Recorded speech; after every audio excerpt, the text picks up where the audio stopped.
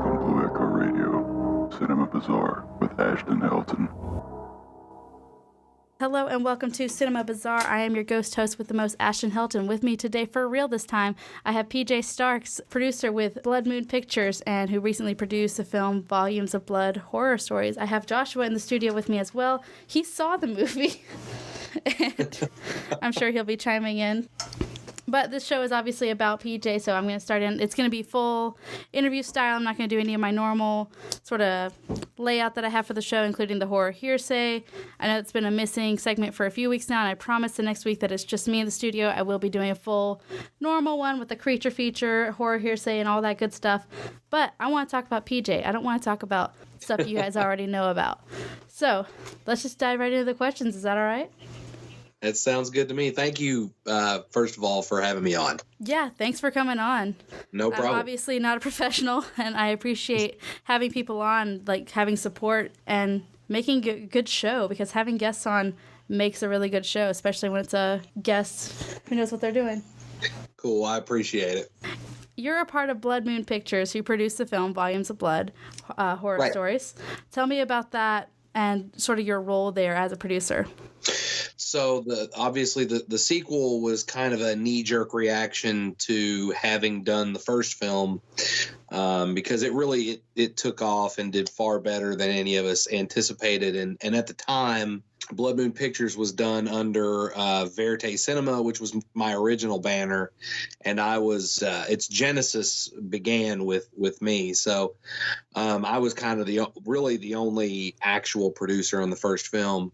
And then when it came time to do the sequel, we knew we wanted to do things bigger, better, kind of take it to the next level. And obviously that is a lot of responsibility to shoulder. So my producing partner, Eric Huskisson, and I decided that we were going to team up. And then that's when we started Blood Moon Pictures in order to do Volumes of Blood Horror Stories, because we knew there was going to be so many more facets and things involved with the second one, because it was just bigger in scale, and we were bringing in more people. We had a larger crew and that kind of a thing.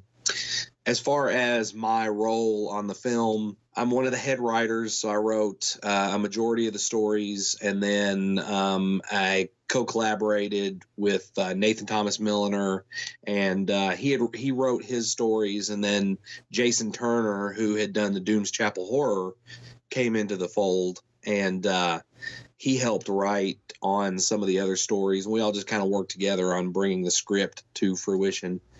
And so it was also, I guess, between Eric and myself, he donned several hats, I donned several hats, but it was mainly kind of organizing the production and getting all the talent involved, and then, figuring out locations and delegating a lot of things like special effects and cinematography and all that, and just kind of finding the right people that would come on board and kind of help us bring this whole thing together. So I guess in a nutshell, it's that's kind of what a producer does. It's just from conception to completion, making sure that the film and the vision and all that kind of, that it does happen. And if there's anything falls through, or an actor doesn't, or something happens with their family or something, whatever it is, we can jump in and problem solve just to make sure that the film gets done on time and on budget and that kind of a thing.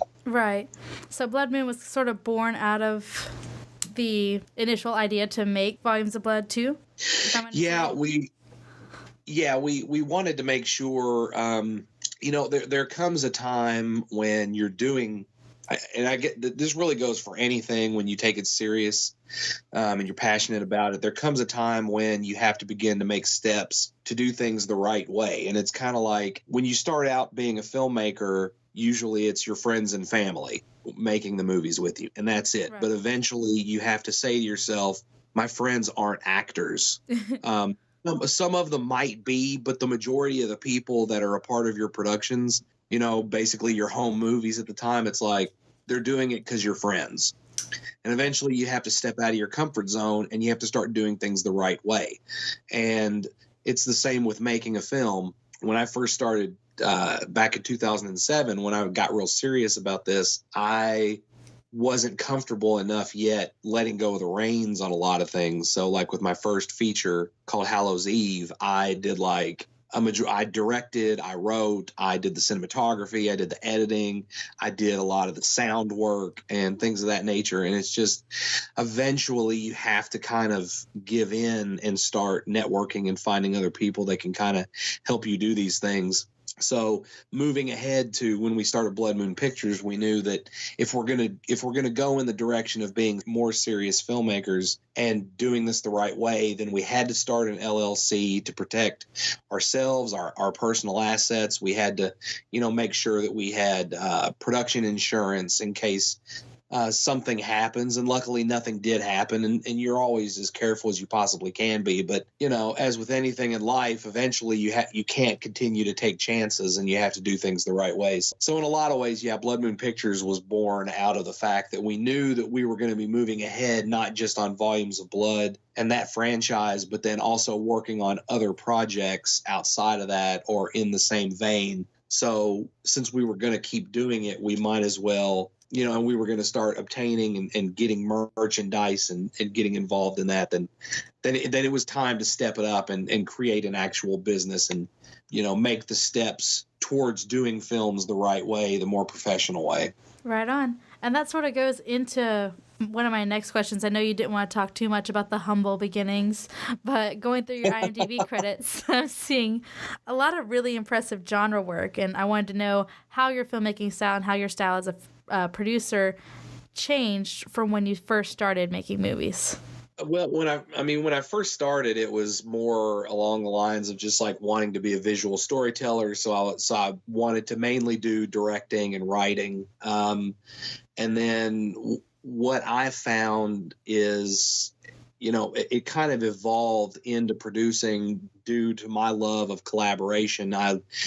I love working with other people on projects. That's one of the main reasons why I created an anthology piece, because really when you're doing an anthology, there's nothing more collaborative than that. And you're even a step further. You're not just working with one filmmaker, you're working with a slew of filmmakers, all with different visions and perspectives, and the same with the actors, and sometimes even the crews are different and that kind of a thing. So,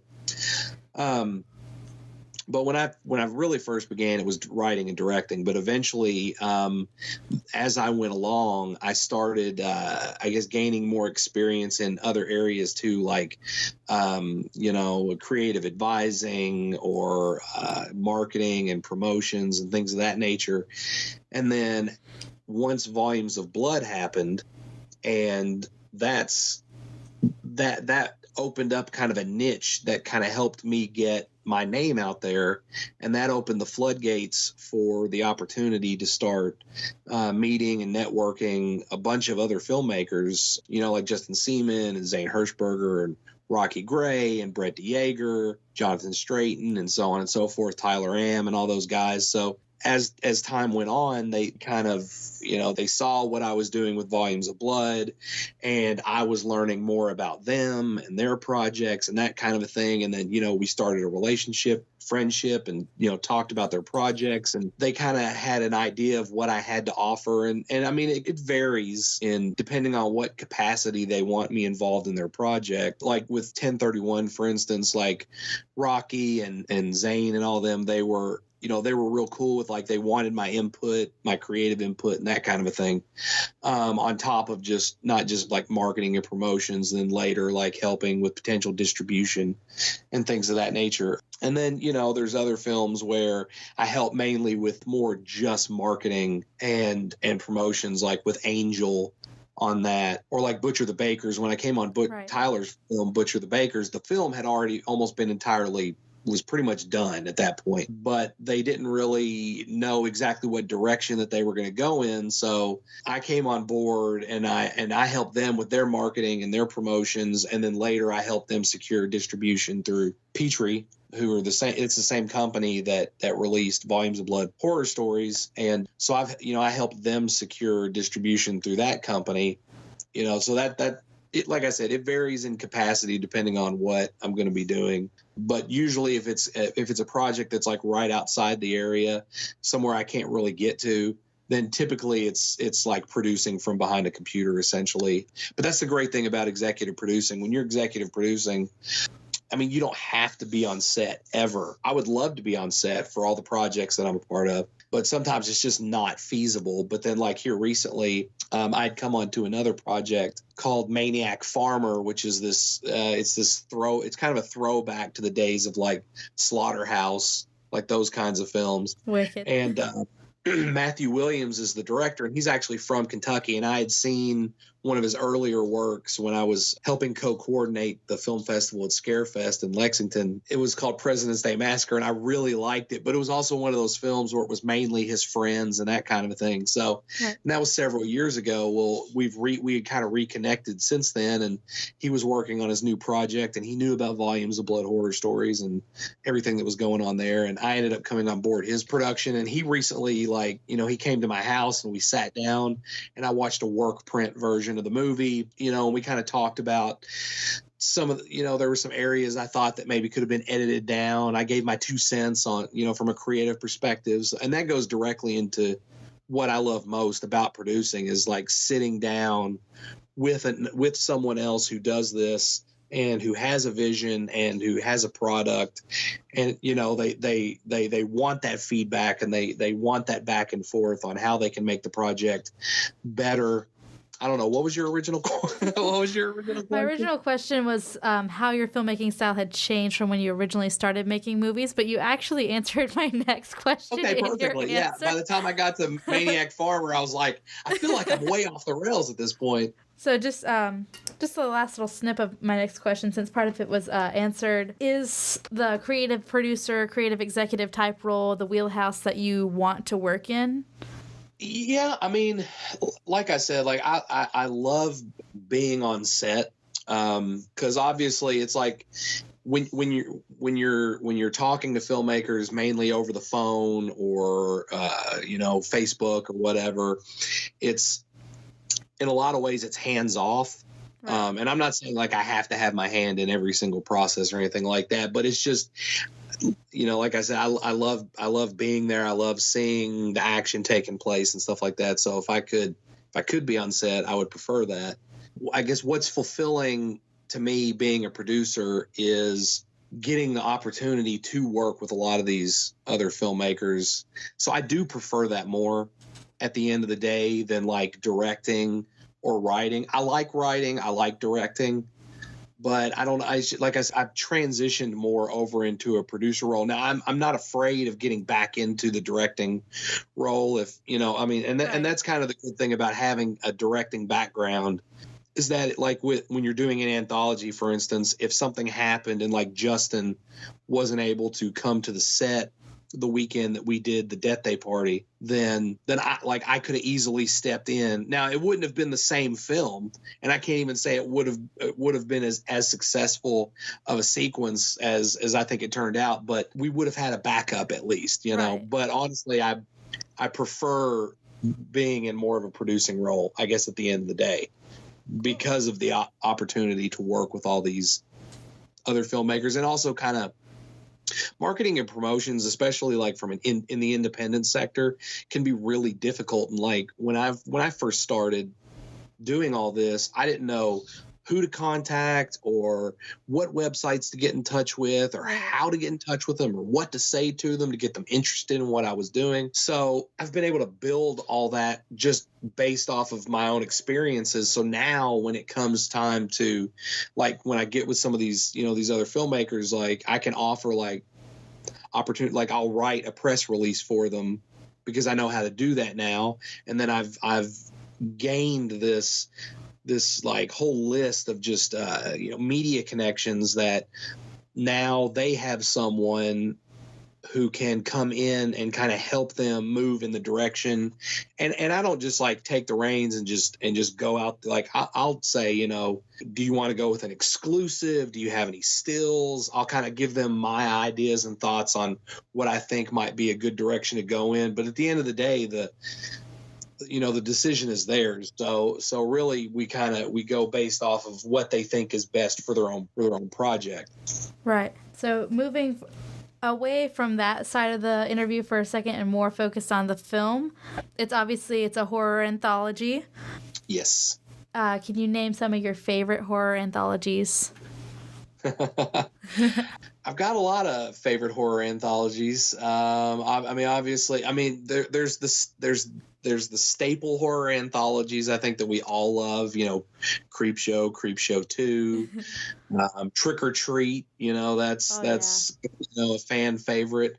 But then there's some other more obscure anthologies that I really enjoy. That, like, I don't know if you've heard of Dead of Night. It's from 1945, and it's one of the, if I'm correct in my believing this, I think it's one of the first horror anthologies made from, and I mean, it's not overly gory, and honestly, there's quite a few things in it that are kind of predictable, but at the time when it came out, none of it had been done before, so there were no such things as those kinds of tropes that we all know now. Right. So in a sense, what it was for its time, it was groundbreaking, and it is a black and white film, but the acting is solid, the stories are solid, and it's just a really good anthology. And then After Midnight is another one of my favorites. There's a sequence in there about this couple where their car breaks down and they have to get into this old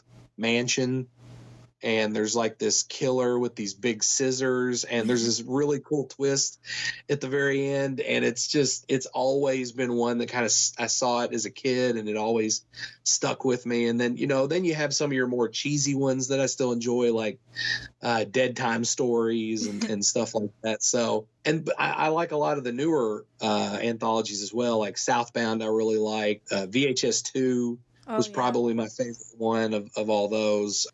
There's other ones that are, that are okay. I don't particularly care for. I'm not going to throw any names out there, but yeah, I mean, I am a big fan of anthologies, and there's a lot of references, not just anthologies, but, to a lot of different horror films in the Volumes of Blood franchise. I noticed those cool Easter eggs. Yeah, there is a ton, and it's funny too when you listen to what critics have to say, or you read what they wrote, because some love that, and then others, much to their behest, don't really care. They think it's overdone, especially like when you start naming characters after horror directors or well-known horror characters and actors and things. But right. I don't know. The movies were literally meant to be. And this is something I talked about recently with Nathan, which, the movies were literally meant to be a love letter to the horror genre. So I feel like in that respect we succeeded. I know some people, think it's overdone, but I don't know. At the end, really, it's personal preference, I guess. When you watch it, you love it or you hate it. Right. Either way, you watched my movie, and that's what's important. One of my favorites was a reference to you. In one of the first scenes, he references the late, not so great PJ Starks, and that actually got a good laugh. I was like, oh, I know him. Yeah. Yeah, I don't. Did you see the first Volumes of Blood? I'm not sure if I did or not. I believe I did. Well, the reason I ask is because that's in a way that is a reference to the first movie, and the films have a much larger story arc happening within its own cinematic universe, I guess you could say, but right.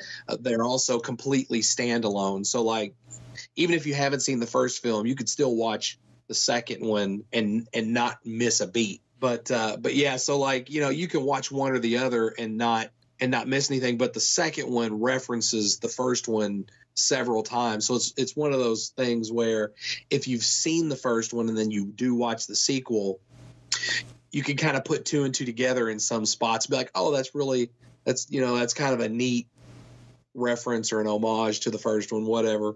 Right. But so if I'm not mistaken, this project was directed by different directors, each director taking a specific story. What was the process of bringing all of this talent together and sort of giving each director a story that fit their wheelhouse and what they could do the best? It's a lot of painstaking emails and phone call and headaches is what and organizing and back and forth. It just to go back real quick to the first film, that was kind of I wanted to do an anthology. B, I had a bunch of different filmmaker friends specifically I wanted to work with. And then by the time we knew we were going to do the sequel, part of what we wanted to do as far as, going that extra mile was start reaching out and working with talent and filmmakers that we never had the opportunity to work with before. So I'd kind of, Nathan Milliner did come back. He was a returning director. He's a friend, and he wrote what, in my opinion, is just one of the stronger pieces from the first film.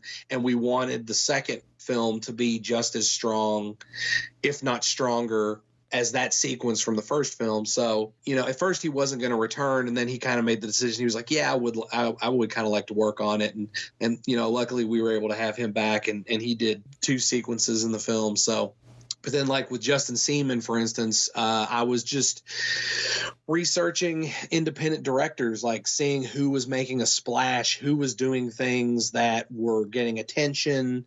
Was it something that I thought their style might work for what we were trying to do? And I came across The Barn, and I watched the trailer, and I didn't really ever have an opportunity until later to watch The Barn, which I did enjoy. But I just, after watching the trailer for The Barn, I was like, we've got to work with this guy. So I ended up getting in touch with Justin. And I mean, we hit it off. He's a super cool guy. He's real down to earth, and he's really into the, independent horror scene, and especially like his love for the 80s horror films. I'm a big slasher fan and that kind of a thing. And, so we hit it off, and we talked a lot and talked about Volumes of Blood horror stories and what it was going to be and this, that, and the other. And he got interested and luckily decided to come onto the project. And kind of how we went about the process was, I don't really consider myself a control freak per se, but when it comes to this franchise, I have a very specific idea of what it should be overall. There is give and take, and if I write something, I don't consider it scripture. I'm okay if someone, if a director wants to change something or add something or move some dialogue around and that kind of thing, I'm completely okay with that. But as far as what the overall film should be, or maybe exactly what the stories are going to be, I needed to know all that ahead of time. So a lot of that was already mapped out. The stories and the script were already completely written by the time we got the directors involved. So what happened is we would just kind of go down the line. We had a list of directors that we had talked to. We'd get with them and we'd say, here's 5 scripts. Which one speaks to you? And then, of course, you go down the line. Now, obviously, by the time you get to that last director, it's like, here's the script that's left. Yeah, I was going to say, was there any fighting between directors for the same script? No, there was. I wish I could say there was drama like that, but unfortunately, there was no. Now, that's not to say that there wasn't drama. Not good for production, but very good for radio shows. Right. Yeah. No, there was more drama behind the scenes during pre-production, and then maybe a couple times during production, where basically I had to let some people go from the project for whatever reason. So there was some of that, but as far as directors fighting over stories and that kind of a thing, no, because whenever if the second director would get 4 scripts because one's already been chosen. So really at that point, all he has to say is, well, this is the script that I want to direct, and choose that script. And then we move on down the line. Right. Now after the fact, if any of them stood around and were like, damn, I wished I'd gotten your script instead of my script. I don't know. I haven't heard anything like that happening, but hopefully not. yeah, but everybody that chose the script ultimately, they enjoyed the one that they got. They were happy with what they got.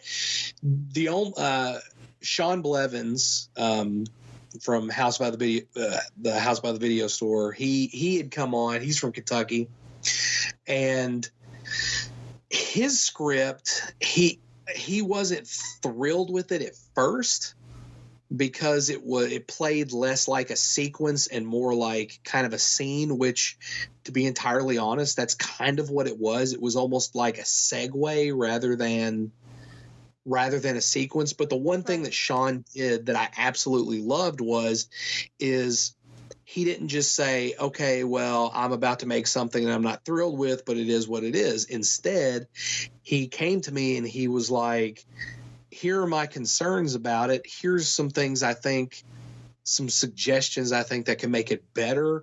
And then at that point, you begin the process of, going back and forth and coming up with ideas and saying, well, you know what, that's actually a good idea, but what if we do this instead? Or what if we do that and we do this and we combine them? And it ultimately ended up becoming something that he really enjoyed doing. So that goes back directly into what I was saying earlier. Like that's some of what I love the most about making films, is because when you get with someone like that, especially like with Sean, who's not comfortable or happy just sitting with something that he considers mediocre or just okay, like he's like, I want to make this better. I have to listen to that, because It's my job to make sure that not only does this movie get made, but it gets made in the best way possible. Passionate problem solving. Exactly. And and honestly, all that back and forth ended up making a stronger sequence. So, that's what I appreciate. That's what I want when I'm working with someone. So now, as far as casting, we were super picky. So it wasn't that we didn't trust the directors to choose their own cast, but one of the pitfalls that you find more often than not with independent horror films specifically is some of the acting is either varied, where you might have someone who's really strong and then you have someone who's not as strong, right? And those conflicting abilities are really distracting. And going into the second movie, we said every actor needs to be on par or at least as close to one another in acting ability, so everything flows seamlessly. At no point, do I want someone sitting there and then suddenly get taken out of the movie because they go, man, this, yikes, right? I was going to ask what the process of casting the film was like. Sorry, that was a question that I received on the Cinema Bazaar Facebook page about the process of casting. Oh, yeah. I mean, Eric and I. Now that's not to say that we didn't. We did video auditions. We did live auditions. We held open casting calls and that kind of a thing. When it felt like we had run out of options, or we knew that maybe there was someone we weren't finding or we hadn't seen yet, we were listening to suggestions from the directors as far as maybe somebody that they thought would be a really good fit. Shelby, it's Mullins in the film, but it's Shelby Tillman now. She was a part of the movie because I didn't know anything about her until I saw Sean's A Brush with Death, and I thought she was phenomenal in it. And she's a really strong actress, and she came in, she plays Mallory in the movie. So she's in Feeding Time and she's in the Trick or Treat sequence. And I think she did an awesome job. And then Jessica Schroeder, I didn't know anything about her. Nathan found her. And some of these other actors were brought in, like Thomas Dunbar and Warren Ray and a few others. And it's once again, that goes back to the collaboration of it. But at the same time, a lot of the casting too was done by Eric and myself. We were pretty heavy-handed in that area because we were just dead set on getting the best of what we could possibly get as far as the pool of actors. Right on. Mallory was actually one of my favorite characters. I didn't mean to cut you off at the end there. Oh, sorry. no, you're fine. Yeah, she was really good. I forget her name, but the actress who played Mallory, that was one of my favorite segments, and she was my favorite character in the film. Shelby. Yeah, Shelby.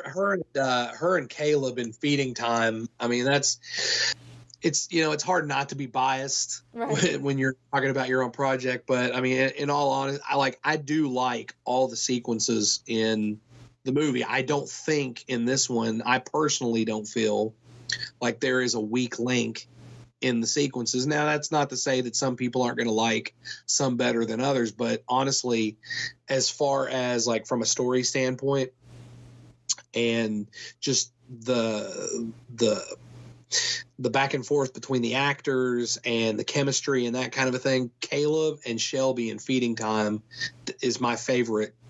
Oh yeah. Sequence of, seeing the actors together. I mean, that's, and I'm not just saying that because I came up with the idea for Feeding Time, but it's, it's like, I really do appreciate everything that they brought to that. And they did such a good job working together. And it's the same with like Jessica and Julie in Fear for Sinners Here, the Christmas segment, when they finally come together, in the end, and there's that back and forth between them. I mean, it's a really strong moment. And Julie just, really owned her role as far as, and I don't want to give anything away, but what I'm talking about. So it's like her character. I mean, she really just nailed it. So there's so many good moments, I think, from the cast throughout the entire film, and they all really kind of own their characters. And I feel like we got really, really lucky working with the cast that we did. And I know some people, I've read some reviews and things where you do have these like overly critical people where they're expecting Blood Moon Pictures, I guess, to be like Universal Pictures or something where everybody's George Clooney or something, but it's, that's not the case. So, but I feel at our level, what we did as far as the actors and with their abilities and everything, I really think everybody did a phenomenal job on the film and just really bringing their A game to it. Absolutely. And outside of performance, another thing I was impressed by with the film was how well the stories fit together with there being different directors. How did you guys sort of like achieve that? How did you not only write these stories that mesh together well, but have directors work collaboratively in a way that they all mesh together? Excuse me. Oh, no, you're fine. I think, a lot of the credit of that, I think, goes to like John Holt and Austin Matting. Early on in the process, I got in touch with, I got contacted by Chris Bauer, who is an actor and a producer out of the Paducah area. And I didn't know anything about their group or what they were doing. And they had recently released a movie called The Dooms Chapel Horror. And honestly, I didn't know anything about it. And so Chris and I started talking, and he just called me one night, and we talked for like 3 hours. I mean, we clicked like that. And like, we had so many similar experiences with producing and just, talking about the pitfalls of filmmaking, and just, we really hit it off. And he's like, I've got this whole crew of people here. And, so they're in Paducah. We're here in Owensboro, Kentucky. We're like 2.5, 3 hours away from each other, something like that. And, so finally we kind of made the decision. We were like, hey, let's go meet these people and see what they're all about, because we've got our crew here. We've got their crew there. And one of the things that we really wanted to do, like with the first film, we ended up having to use like different types of equipment and ultimately different cinematographers throughout the film. Right. So in some instances you do get like difference in look. and quality and that kind of a thing. And we want, and once again, being serious about this, we knew that we needed to do it in such a way where we were as consistent as humanly possible from day one of shooting to the last day of shooting. And John and Austin are, they're two peas in a pod, basically. They're director of photography and a cinematographer. So we knew we wanted to meet these guys because we were like, hey, I watched some of the shorts, the short films that they had made, and I really liked what they had done. So I thought, I think these guys are more than capable of, coming on the project, assuming we all don't hate each other or something, Right. And so we ended up going to Paducah and hanging out with them and just sitting around and talking. And I mean, it was like, we were all like best friends almost automatically. And so then their whole group ended up coming onto the project. And so going back to what you were saying, it's like the consistency from one sequence to the next worked so well because we literally had, aside from a couple instances with like Alex Clark, who came in to do some like second unit shooting, we pretty much had the same cinematographer and the same director of photography throughout the entire film. So the great thing you get from that is, as the films go along, the directors, when they start throwing ideas out there, John or Austin would be like, well, that's already been done in another sequence, so we should try to come up with something different. Right. But the good thing is because it's the same skill set throughout the entire film, even though it's different visions coming from each director on how the films should be pulled off, you still aesthetically have a consistency between one to the other because it's the same group all working together. Right. And that's how we were able to pull that off. And that was our hope. We didn't know if it was going to pan out or not. We figured it would, but obviously, you never truly know until it's all said and done. And luckily, we got connected and hooked up with the right people. And honestly, since then, our family has grown. And John and I have worked on 1031 together now because of that, and there's several other things like in the works right now that we've talked about and about possibly working on together, on top of Volumes of Blood 3, of course, because that's in the works. So don't think I'm not going to ask about that one. I figured you would. I've seen a few sneaky peeks. I figured that would come up at some point.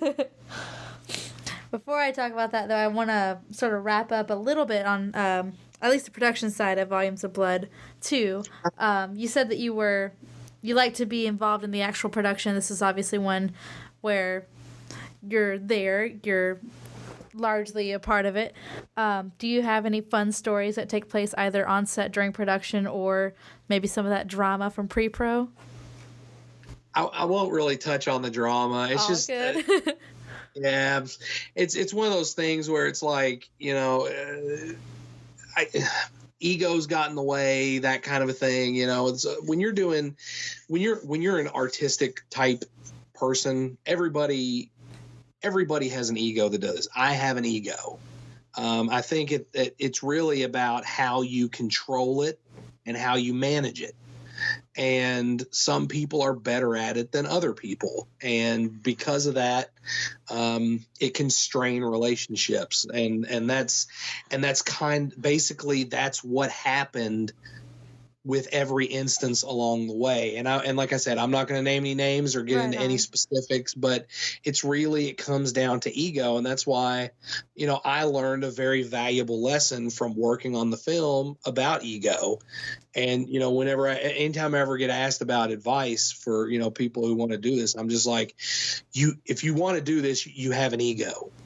You just need to keep it in check, because the problem you're going to run into, and I know this firsthand, is that if you start showing that ego, especially early on, it's gonna get to you, and you're gonna keep showing it, and you're gonna start burning bridges, and it's gonna blow up in your face. And unfortunately, I've seen that happen since Volumes of Blood Horror Stories, and I hate that, because that was never my intention. It's like if I'm working with someone, it's because I want to work with you and I think you're talented.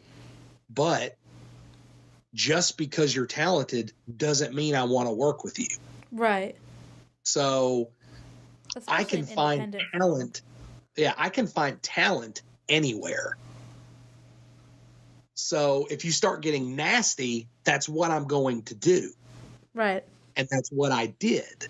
And, you know, and like I said, so I hate that happened, but that's the nature of the beast, I guess.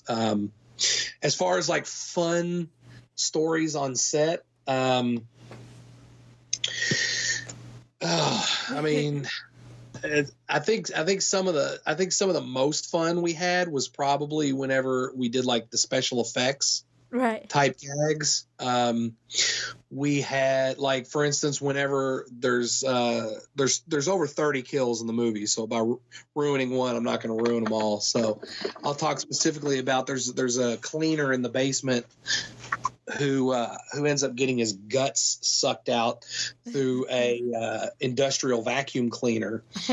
And when I was coming up with the idea for that death, I was like, it's got to be a vacuum cleaner that's got the blowback function, because I want it to suck all of his guts and his blood out, and then I want it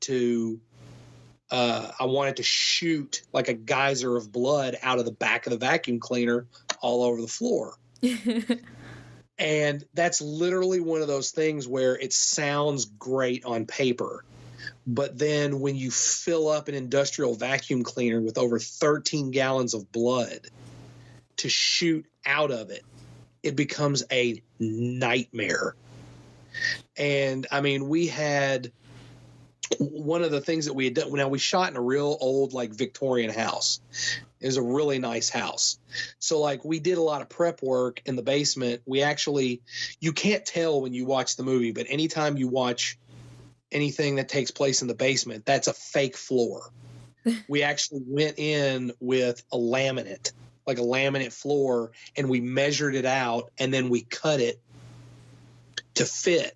So it looks like an actual concrete floor, but it wasn't. It was just a laminate covering over the real floor, because we knew we were going to be doing a lot of blood work down there, especially the geyser of blood out of the vacuum cleaner. That day, we didn't realize how it was going to shoot out or how quickly it was going to pull up. And what happened was we shot – I'm trying to think. I want to say we shot the first shot, which was the close-up of the blood coming out of it. And what we did was we had like a bag on the floor. And typically we had somewhere between like 6 and 8 production assistants on set to help with cleanup or whatever we needed. Mm-hmm. But whenever we did this, we only had a couple of them like down on the floor, like holding these tarps, because we knew it was going to pull up. But we didn't know how fast it was going to shoot out or what it was going to look like. Once again, like I said, it's a learning experience. So it's like we probably should have tested it before we did it, but we didn't. And when it shot out, I mean, it emptied 13 gallons in like seconds. And the floor, I don't know if you've ever seen 13 gallons of blood on a floor, but it pulls up very quickly. So, I mean, everybody runs in and has to like grab this tarp because the blood is starting to go everywhere. And I want to say we did the special effect. It was a Friday night because we wanted to knock out the bigger effects first, so we didn't have to deal with like the little, or we could deal with just the little effects later on. Right. So I was in my work clothes, and I work in a law firm, so I got to dress nice. Right. And like I had to jump down on the floor with everybody else and like try to stop this blood from getting everywhere. I mean, it was bad. It was fun, like when I look back on it now, but I mean, when I was there in the moment, it felt like a disaster. But it looks great on film, and it all came out. I do have one. Here's one other funny story I'll tell you. And this is so. Justin and I up to this, like, like I said, we hit it off. We were real cool. We kept in touch and that kind of a thing. So on Friday night, when we're getting ready to it's before we're supposed to shoot, the entire crew, because we had to be weekend warriors. So it was like Friday nights, all day Saturday, all day Sunday kind of shoots. And so Justin and Zane came all the way from Pennsylvania. Well, that's a long drive. And so that night, I think we were slated to start at like 6. And Justin and Zane were running behind, and I hadn't heard from them. And we were all standing in the front yard. It was like going on 6:30. And John Holt is like standing down by the sidewalk. And he kind of gives me this look like, I guess we'll start eventually. And I kind of look at him and I'm like, well, I said, maybe eventually when our director can get here from Pennsylvania, we'll be able to start shooting a movie. And Justin immediately comes walking around the corner on the street. And he's like, oh, I'm already here. And I was like, oh my God, I felt like such a dick. Because like I wasn't trying to be a dick. I was just trying to be a smart ass, be kind of funny. Right. But it just felt like, oh my God, Trina, my wife, Trina, who was production manager on the movie, looks at me and she's like, yeah, good job sticking your foot in your mouth, dumbass. And it was like, because I was like, oh my God, up to this point, Justin and I have been so cool. And now the first moment he meets me in person, I'm coming across like this gigantic dickhead. Oh. And I felt so bad. And I literally, he came up and he introduced himself and everything. And I mean, it was kind of like, it was so awkward. And then we went in the house and I kind of pulled him to the side and I was like, man, I just want you to know, I was kidding. That was not like a precursor for things to come or anything. And he started laughing. He goes, no, you're good. I know. It's no big deal. We just kind of laughed it off. But I felt so bad at that moment. I still feel bad about it. It is so vivid in my mind. I can remember standing on the porch around everybody, just feeling like I'm an inch tall going, oh God, this guy came all the way from Pennsylvania to work on my movie just for me to be a dick to him the second he walks up to the house. So I felt bad. But anyway, now we can kind of laugh about it. And thanks for bringing it up. No problem. So I did mention earlier that I was going to talk about some sneaky peeks that you've been posting at Volumes of Blood #3. I've seen pictures of the little heading of a script and something that I think I can make out says Death List. Anything you can tell me about that that's not super sneaky? I can say that the film is called Devil's Night, but KNIGHT, Volumes of Blood 3. And I don't want to give too many spoilers away. We are working with Petrie Entertainment, the same guys who released the second movie. We're working with them. They're coming. Andy and Warner are coming on as producers on the project, so that that's pretty exciting. And they have the second full draft of the script. And the last conversation we had with them, they actually said that they really enjoyed the script because the original iteration was 128 pages. And then, and when I talked to Andy, he's like, dude, you got to cut some of this out until it hurts. So I did an overhaul on the script and I ended up knocking it down to about 92 pages. And now we all feel really happy with where it's at. It's a really tight script. It's got, it touches on a lot of, madness and revenge, and it's got a lot of really good new characters. It's got several of the stories have kind of an underlying social commentary. It's got something to say as opposed to the other two really didn't. They were more fun. Now this one's fun too, but it also has something, I think, several has several things to say about some things that are happening now. And I think it's timely, but I think it's one of those things, like bullying, where you could do a film on bullying today, and in 20 years, it's probably still going to have some kind of, something to say to that generation, because I think bullying is just one of those things that is kind of everlasting, unfortunately. Yeah. And, so it's, but it's got some really fun, sequences. We have a werewolf sequence in this one. We've got a killer kid sequence in this one, and it's got some of the largest set pieces that we've done to date. So I'm really excited about this one. I think it's going to be a great way to kind of cap off the franchise. Sweet. And kind of put an end to the current overall story arc that's happening. And of course, you'll actually see some reoccurring characters, from the previous films. It does anything a good third film should do. It delves into the past and returns to the first film, and does things of that nature. But at the same time, it's all done really organically, so you're not going to feel like you're watching the same film over again. And even if you hadn't seen part 2 or you had not seen the first one, you can watch this one and still not be confused. We'll. Do you have a prospective date that it goes into production? Well, we're planning on shooting. We're planning on starting to shoot this year. Cool. It really all kind of depends on this one is going to require a bit more of I say substantial budget, but compared to what we've had monetarily in the past from the other two films, this one will be a larger budget than the other two. So really it's going to kind of depend on when we can secure the financing.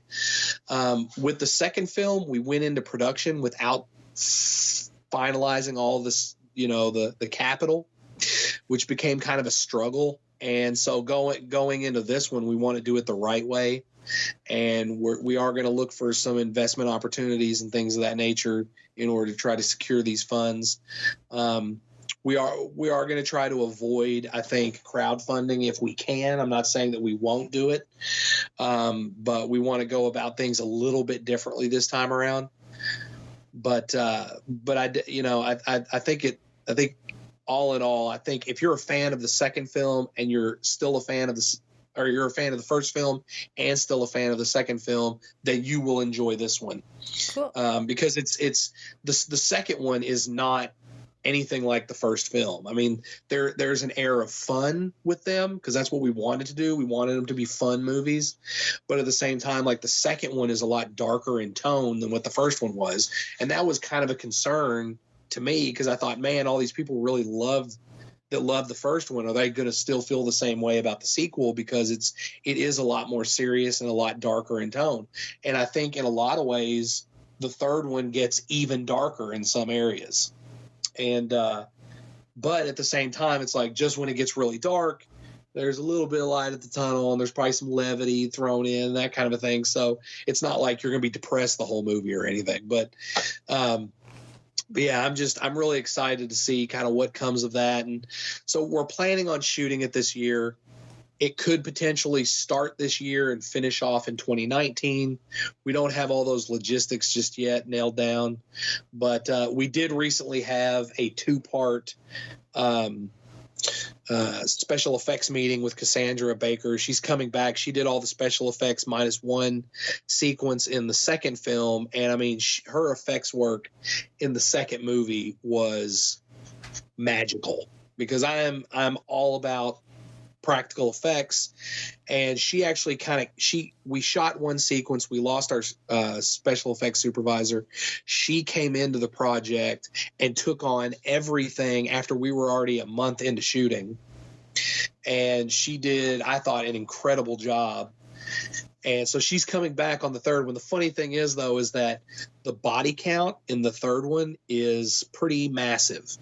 So she about had a brain aneurysm that first night. She was like freaking out because she kind of had an idea of what the body count was, but then when we sat down and we went kill by kill by kill, and some of the death sequences are fairly elaborate. Some of them even involve 2 or 3 people being simultaneously murdered, like when the face comes in and starts killing one person and then distracts them with their own pain and then starts killing someone else, and it's just like, these really elaborate kind of sequences, and we kind of went through the paces on that, and she felt a lot better by the time we did the second half of the meeting.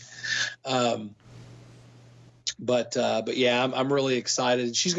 Our plan is to give her a whole team of people that she can work with, because like I said, the kills and the gags and the effects are really not just kind of over the top in some areas, but also probably the most elaborate out of any of the kills that we've done thus far in the franchise. So I'm really excited to see what Cassandra's gonna do with part 3. I think that you might be a little bit psychic, because this is the second time during the interview that I've had my next question like queued up and ready, and you've answered it in the previous question. Hey, The next one was about the practical effects in Volumes of Blood 2. The film, obviously favors practical effects to CGI. I don't think I remember seeing any CGI in the film. It all seemed practical, and it all was very well done. Do you feel that practical effects make a difference on screen? Absolutely. I think anytime you can capture something in camera, then that's the way you need to go. And yeah, I know that you watch a lot of these 80s films, and sometimes the special effects look cheesy, or it looks like an animatronic or whatever it is. But I mean, let's face it, that's a part of the charm, I think, of these films. And it's so easy to pick out a CG effect nowadays. I mean, it is very, very, very rare that you watch a film that's got CGI blood and gore, and it's not so well done that you can't say, man, that was done by a computer. Right. And when you look at something and you say, oh, that was done by a computer, to me, that's like, poor acting in a film that might pull you out of it. If a special effect is done poorly, then it just doesn't need, if you can't make CGI blood and gore look like it was done in camera, you don't need to do it. Right. Is how I feel about it.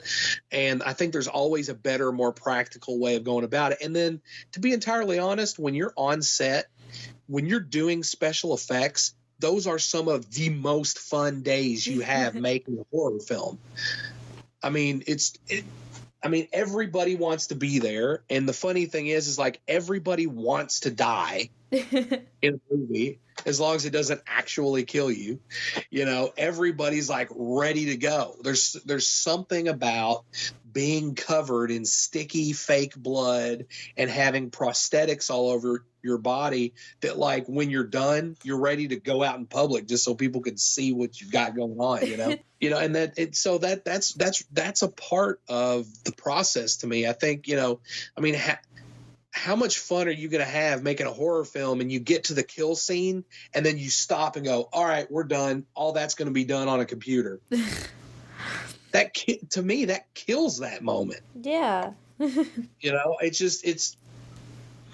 So I'm super big into, practical effects, and everybody I've worked with thus far feels the same way. If you look at Justin and his films, The Barn, it was mostly all practical effects. I know that they had some digital effects, like they had the fire eyes and stuff like that, but overall, like, the kills and things were done practically. And there's this huge resurgence of practical effects, and there's some really good CGI getting done out there. There's some really good organic looking CGI. Oh yeah, absolutely. But in the independent market, it's a lot harder to afford the stuff that looks that good. So usually you're stuck with something that's like a mediocre effect, or something that just does not look like it belongs. It just looks like an overlay effect that they stuck on there and just used like some king and created a mask on it or something. To me, it doesn't work. And if you're going to do something and in advance that it's not going to work, then you should do it practically. Right. And the disclaimer at the beginning of the film kind of goes along with what you were saying. The film is called A True Labor of Love for those who love the genre. What was the most challenging or laborious part of making this film? There's got to be a lot. Yeah, I mean, it's in some ways it gets a little easier the more you do it. But then, you always hit a moment where you're like, oh, God, I need to quit doing this.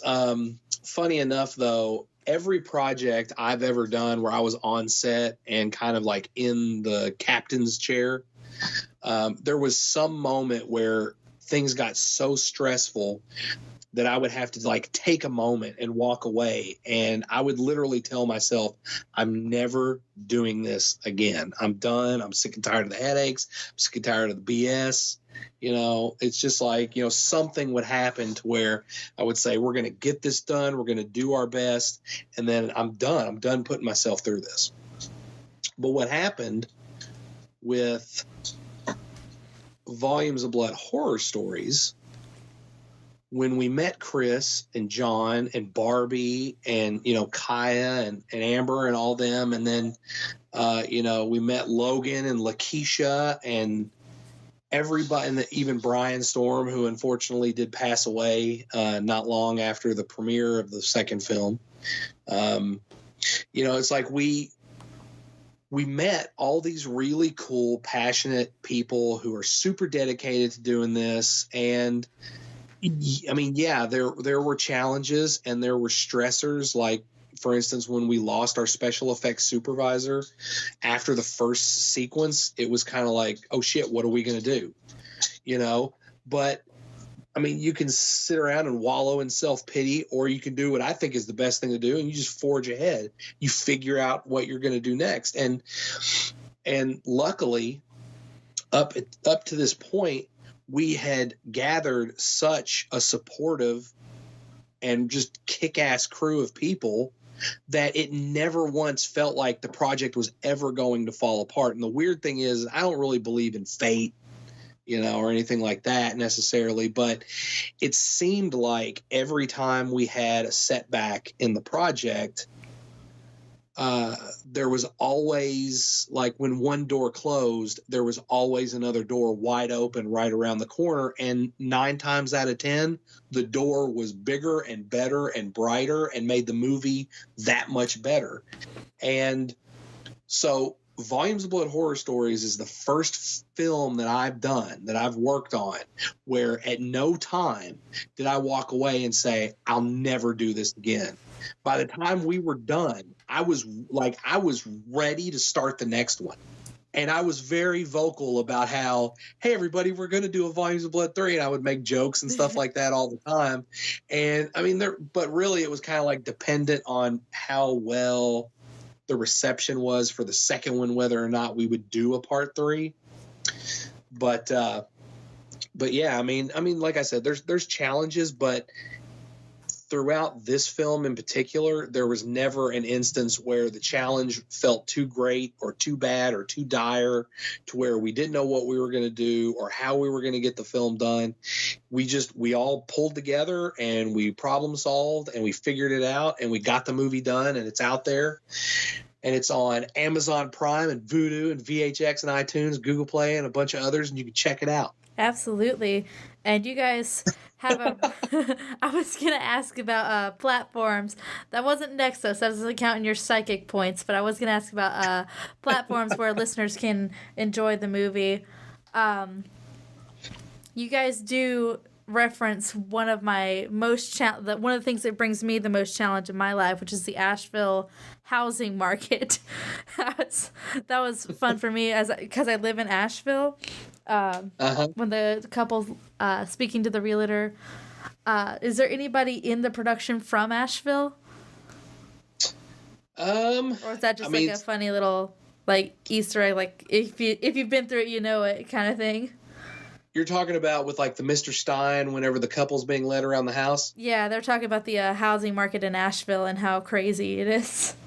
Oh, I mean, honestly, that was probably something that that was not like I wrote the wraparound, but I know that there was a lot of like dialogue changes and things that we made adjustments to and stuff along the way. So that was probably something one of them came up with. And I mean, I don't know. I mean, that's honestly, I don't have. Unfortunately, I don't really have an answer for you on that. I think. Yeah, I'm sorry. It's very I wish much I had rooted in reality because it is ridiculous. I'm going to say it probably came from Chris. but I'm and he's the one who played Mr. Stein, and he was one of the producers on the movie. But he that probably was something that he came up with. And another question I had about the writing of the film. I loved the post-credit scene. I want to know whose idea that was. The one at the very, very end of the film? Yep, like right after the last credit rolls. I don't want to spoil it for anybody. Oh, that was something that I had come up with just to kind of tack on there at the end. And it's funny. Once again, it's kind of funny how that worked out because the guy working at the soak and wet car wash is Brian Storm. And we wanted to find a way to put him in the film somehow. So I came up with this post-credit scene where it's just something goofy where the face is, now that he's got his new costume and everything, like how funny it would be that he's just at this car wash washing off like blood and guts. Because Soak and Wet Car Wash was actually one of the sponsor like sponsor donors that helped us get the movie made.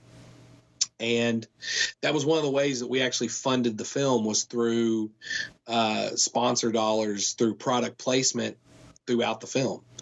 And when that opened itself up, I came up with the idea of like the face at a car wash just washing guts off his car. And I was like, it'd be funny if somebody kind of came out and saw him and then gave him this weird look and ran away.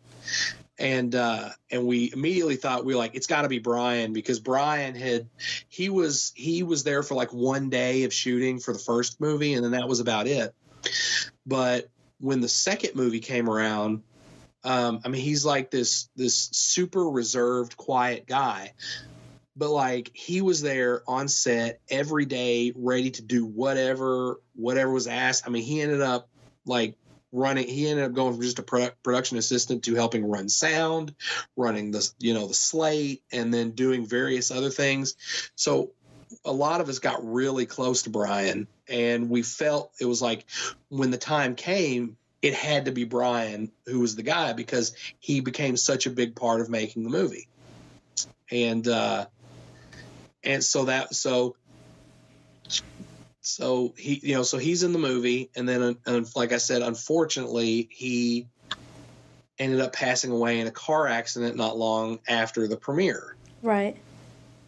And what ended up happening was Eric and I were talking, and we were talking about how it's like anytime the face is in a scene, pretty much everybody gets killed. But Brian was the one that got away. It was like he was the one who made it, Mm-hmm. And when it came time where we started partnering with like Mythmaker Games, and they wanted to license Volumes of Blood to come up with a card game, I'm pretty sure this was mainly Eric's idea. I won't take all the credit for it, but we knew we had to incorporate Brian into the game. And we came up with the Soul Survivor card, and that's his card. So Brian is now in the game as well as the end of the movie. But, because like with the card game, the whole purpose is you're a director and you're trying to recreate scenes and murders and stuff like that, and you're trying to rack up a body count. But the other players are using all these wild cards and things like that to basically screw you up, ruin your scene, and take your bodies away. And Brian's one of the cards in the deck that you can use against someone else, where he actually saves one of your victims from being killed. And so, so that's kind of like, he became such a special part of the movie and making the movie. And it's just, we're going to find ways going forward to continue to have him somehow involved with what we're doing. And just with like the card game, for instance, that was kind of like our next step in doing that. Right. I definitely wanted to ask about that card game because we were originally supposed to host this show last week, and you had a meeting regarding the card game. I was like, "There's a card game! Oh my god!" Volumes of Blood, the game, coming to a family game night near you. Yes. It's kind of funny how that came to be. We were at Tri-City Con in, I want to say it was I believe it's in Evansville. And it's kind of this, it was like a Comic-Con kind of a, like one of those type events. And there were these guys that from Mythmaker Games. It was Josh and his partner. Eric ended up talking to him, and they got talking about Volumes of Blood. And Josh was like, well, we do role-playing games, card game, like Risk and that kind of a thing. Like, that's what we do. And, we've always had this like really cool idea of doing some kind of like a slasher type something. And that's when they got talking about Volumes of Blood horror stories. And so when I finally was able to get there and kind of talk to Josh, we all kind of put our heads together, and it was like, hey, this might actually be something that could work. So we licensed the franchise and the characters, that kind of all that stuff, to Josh and his company so they could put this game together. And of course, we stayed in contact with them, and they kind of shared their ideas on what they wanted to do and this, that, and the other with the games. But to be entirely honest, I'm not a card game person. Like I'm not into Dungeons and Dragons or Magic the Gathering. Like that's not my thing. Right. And I always had friends who were into that stuff, but just typically I would sit around and tease them about it. Like that's who I was. So, I never really got into that. So I was kind of like, I thought it was cool, but I was also on the fence because I was like, I don't typically like these kinds of games or get into card games. So when the time came and they had the prototype ready, and we got together at this local place called Big Bang here in Owensboro, it's a comic book store. They had set a whole area aside for us to kind of get together and play the game. So we got some of the cast members and stuff from the movie together, and we all sat down and we played around. And I'm gonna be honest with you, it was a blast. Like I had a lot of fun playing this game, and I thought I was going to be miserable because when I first sat down, I'm like, what the hell are all these rules? And what is like, I couldn't wrap my head around it at first, but after about 5 or 10 minutes, I finally kind of had a basic gist of how you play the game. And then I started having just like a ton of fun. So I think Josh and them really came up with a game and gameplay based off the cinematic universe of Volumes of Blood that just works well. And because essentially what you're trying to do is like, yeah, you're trying to complete a scene. Yeah, you're trying to rack up a body count. But what I thought was most fun is that usually you're trying to screw everybody else over. And it's like Cindy Maples, who's in the sequel, she's in Death Day Party. She went to one of because they had several tryouts like for the prototype just to get people's thoughts and feelings on it and everything. Right. And I talked to Cindy after she had played it, and she said it's the kind of game that will turn friends into enemies.